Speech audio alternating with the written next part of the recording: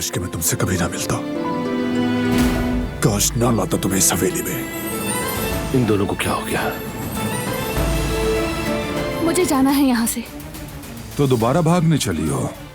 उफ, बार बार नहीं होगा ये। हमारी इज्जत से खेलने का हिसाब देना पड़ेगा तुम्हें।